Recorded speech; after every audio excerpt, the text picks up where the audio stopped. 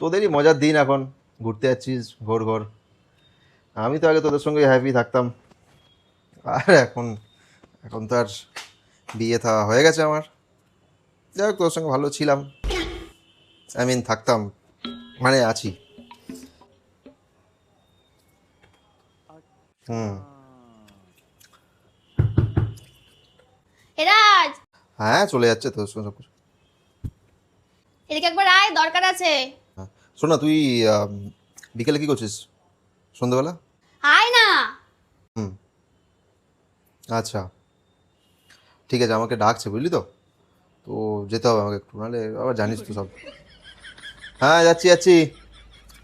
তো ঠিক আছে, আমি তোকে শোন না, একটা কাজ কর, বিকালে দেখা কর ফোন করে, ঠিক আছে?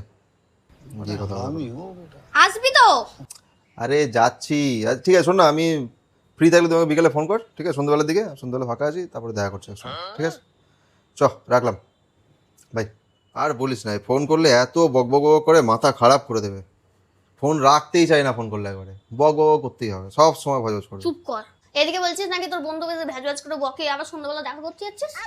কে দেখা করতে হবে? তুই তো বললি ফোন করে যে যদি ফ্রি থাকিস সন্ধ্যাবেলা দেখা করতে যাবো। বয়ে গেছে আমার দেখা করতে যেতে। তাই বললি কেন যে দেখা করতে যাবো? পাগল, তোর নামে দোষ দিয়ে বলে দেবো যে যাবো না, বউ বারণ করছে। এ কে রে, তুই আমাকে কি ভাবিস? বারে, বারে আবার কি যে, দেখ, বিয়ে করার যেমন ডিসঅ্যাডভান্টেজ আছে, তেমন অ্যাডভান্টেজও আছে। তো কিছু কিছু সময় এরকম বউয়ের নামে দোষ দিয়ে পাশ কাটিয়ে বেরিয়ে যেতে হবে, বুঝলি?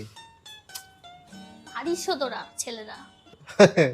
সবই আপনাদের শিক্ষা।